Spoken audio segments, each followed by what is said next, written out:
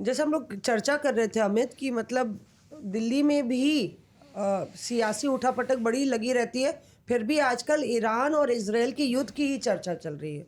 और जो बात मंजीत कह रहे हैं कि ट्रम्प के साथ दावत कर रहे हैं मुनीर, और उसके बाद ट्रम्प का कहना कि आई लव पाकिस्तान, तो उनका ये बयान अपने आप में ही पाकिस्तान भारत में कैसे रीड किया जा रहा है ये भी बड़ा दिलचस्प है ना। वो लोग बोल रहे देखो ये तो मुनीर वहाँ पहुँच गए, और पहली बार है जब कोई आर्मी चीफ इस तरह से किसी भी देश का अमेरिकी राष्ट्रपति के साथ इस तरह से लंच करे, इतना तवज्जो दे, तो दाल में तो कुछ काला। काफ़ी लंबी प्लानिंग अमेरिका की कि पाकिस्तान को ज़रिया इस्तेमाल किया जाए। इसमें मतलब हमें वो स्टेटमेंट्स भी याद करने चाहिए। अभी जब ये चर्चा शुरू हुई थी कि आसिम मुनीर को इनवाइट कर रहा है यूएस, और उसमें फ्लिप फ्लॉप्स देखने को मिल रहे थे कि कभी कहा गया कि नहीं ये फेक है, नैरेटिव चेंज करने की मैनेजमेंट, पूरे कम्युनिकेशन मैनेजमेंट की बहुत कोशिश हुई। लेकिन आप स्ट्रैटेजिकली अगर देखें तो मंजीत सर भी उसको अग्री करेंगे कि अमेरिका इंडिया के साथ ट्रेड के लिए तो रहेगा, स्टेबिलिटी के लिए रहेगा साउथ एशिया में, लेकिन पाकिस्तान को कभी एज अ एसेट वो लूज़ नहीं कर सकता है। उसके लिए बहुत स्ट्रैटेजिक है।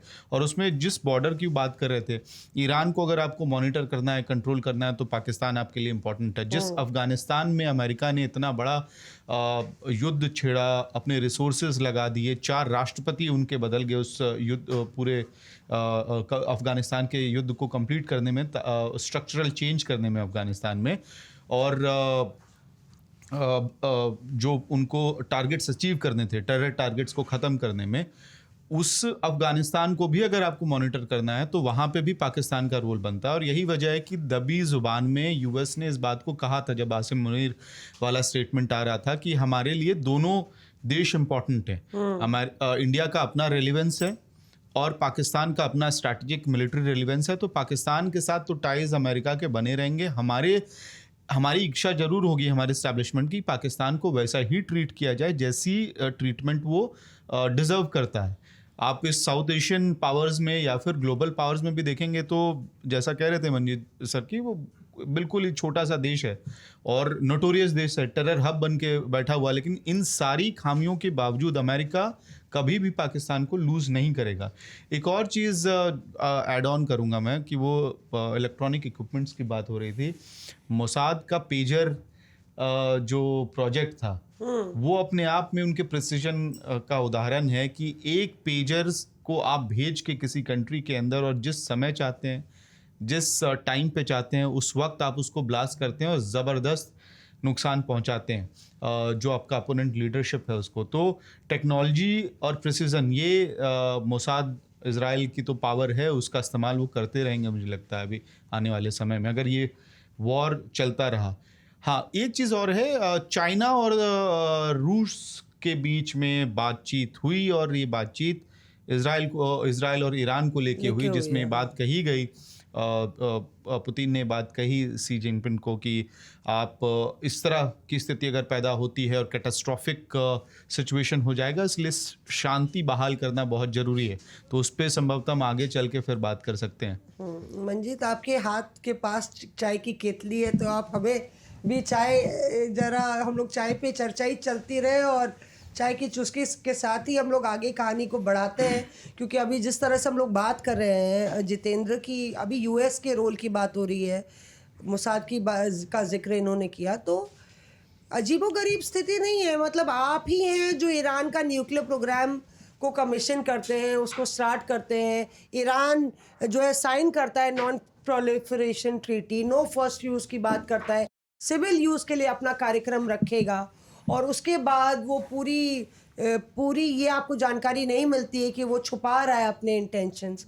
और उसके बाद इजराइल का शक शायद, और इजराइल के पास बहुत अच्छे इंटेलिजेंस गैदरिंग है, तो उसका शक इस बात को लेके बहुत ज़्यादा बढ़ जाता है कि ये जो है इजराइल पे अटैक कर सकता है, न्यूक्लियर वॉर कर सकता है। तो अमेरिका की जो भूमिका है, चाहे वो अफ़गानिस्तान की बात करें हम लोग, या फिर यहाँ पे बात करें इजराइल और ईरान के युद्ध की, हमेशा कहीं ना कहीं अमेरिका की भूमिका फ्लिप फ्लॉप मतलब बदलती रही है अपनी पॉलिसी के हिसाब से। तो ये देखना होगा कि अमेरिका ने पहले ईरान का कई बारी साथ दिया है, और जो न्यूक्लियर पूरा उसका प्रोग्राम था वो अमेरिका द्वारा कमीशन किया गया था। उसके बाद उन्होंने बोला सिविल यूज़ के लिए इस्तेमाल होगा, इस बात की उन्होंने तस्दीक की थी। और जब पता चला कि मामला हाथ से बढ़ गया तब सैंक्शन लगा दिए ईरान पे। देखिए, अमेरिका को लेकर के ये शुरू से ही रहा है। वो इज़राइल को लगातार बढ़ावा देता रहा है। इज़राइल से उसके हित पूरी तरीके से सत्ते रहे हैं। इज़राइल और ईरान के बीच में जिस तरीके से हमने देखा कि जैसा कि अमित ने बताया कि टेक्नोलॉजी को लेकर के हमेशा से इज़राइल ने ईरान को सारी टेक्नोलॉजी दिया है, और सिर्फ किस लिए कि उसको तेल मिलता रहे, क्योंकि इज़राइल के अंदर तेल की बहुत ज़्यादा कमी है। उसका जो भौगोलिक कंडीशन जो उसकी है, वहाँ पर तेल और ये सारा चीज़ नहीं, ईरान में इसकी बहुतायत है। उसी को लेकर के अमेरिका भी लगातार चाहता रहा है, चाहे सीरिया हो, इराक हो या फिर अफ़गानिस्तान, इन तमाम जगहों पर उसके अपने पर्सनल हित रहे हैं। उसकी जो अभी शुरुआत जो हुई है, इज़राइल ये नहीं चाहता था कि ईरान के अंदर भी जो उसका परमाणु प्रोग्राम है वो पूरी तरीके से चले। वो चाहता था कि इसको रोका जाए। इसी वजह से हमने देखा कि वो काफ़ी दिनों से कंटिन्यू टारगेट कर रहा था। उनके जो वैज्ञानिक हैं उनको टारगेट इज़राइल के द्वारा किया जा रहा था। इस बार भी डायरेक्ट टारगेट किया उनकी तरफ से। कई वैज्ञानिकों को सीधा निशाना बनाया इज़राइल की तरफ से, और ये उसका न्यूक्लियर चीफ न्यूक्लियर साइंटिस्ट को उनका मेन हित ही यही था कि ईरान जो है वो परमाणु युक्त जो है वो देश ना बन पाए, उसको रोका जाए किसी न किसी तरीके से। इस बात से उसकी तरफ से वो सारा चीज़, लेकिन जिस तरीके की टेक्नोलॉजी जो सारी चीज़ें थी वो सब कुछ ईरान के पास इज़राइल के द्वारा ही दिया हुआ। 25-30 सालों तक लगातार जो है इज़राइल सब कुछ उसको देता रहा है। उसके यहाँ तक कि जो सैनिक हैं, अभी जो युद्ध हो रहा है मौसमी, उस युद्ध में जो सेना के कमांडर बड़े बड़े हैं उनको बहुत सारे लोगों को ट्रेंड भी इज़राइल के द्वारा किया गया, क्योंकि टेक्नोलॉजी, हथियार, सारा चीज़ इज़राइल ही उनको दे रहा था ईरान को, इसलिए उनको ट्रेनिंग भी उसी तरीके से, मिसाइल सिस्टम को भी ट्रेन करने के लिए इज़राइल के ही जो लोग हैं वो 1980 तक जो है ये तमाम चीज़ें कंटिन्यू होती रही, चलती रही। हाँ। लेकिन अब क्या है कि ईरान को ये लगता है कि पूरा वेस्टर्न कल्चर जो है पूरी तरीके से हावी हो गया है हमारी कंट्री में। हमने देखा कि 79 के बाद जो है कंटिन्यू वहाँ पर कट्टरपंथी जिस तरीके से बढ़े, उसके बाद जो पश्चिमी कल्चर था ईरान में एकदम डिफरेंट कल्चर था, वो घटा। और अभी तो बुर्के में लोग आने लगे, सारा चीज़ सब कुछ लगभग बदल चुका है। ये ईरान जो है नहीं चाहता है कि अमेरिका जो है हस्तक्षेप करे उसके ऊपर, वो सारी चीज़ें। अमेरिका ने भी अपनी स्ट्रेटजी बदली है, और जब से 7 या 8वां दिन आज चल रहा है जब से वहाँ पर युद्ध हो रहे हैं दोनों देशों के बीच में, अमेरिका ने पूरी अपनी ताकत लगा दिया है। हालांकि कोशिश ये की जा रही है कि डायरेक्ट अमेरिका इन्वॉल्व नहीं हो रहा है, लेकिन जो भी ईरान के चारों तरफ की कंट्रीज़ हैं, चाहे यूएई हो, बहरीन हो या फिर कुवैत हो या फिर जॉर्डन हो, इन तमाम जगहों पर उन्होंने वारशिप्स अपने भेजे हुए हैं। वहाँ पर सैनिक उतार दिया है, अपने मरीन कमांडोज को उतारा हुआ है। यूएई में तो उन्होंने फाइटर जेट्स भेजे हुए हैं।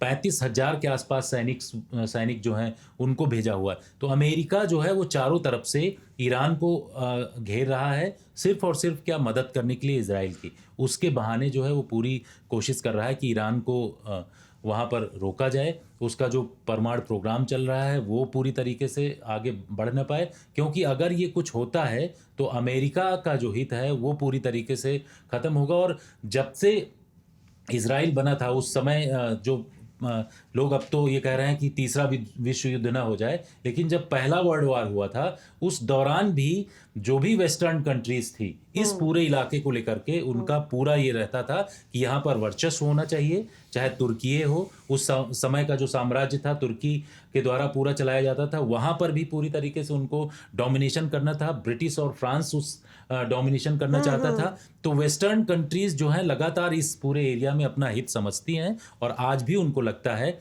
कि अगर ईरान को डोमिनेट करेगा वहां पर तो उसको रोक नहीं पाएंगे, इसलिए रोकने का पूरा लगातार प्रयास किया जा रहा है। पर अभी जो मोहरा जो है इजराइल है।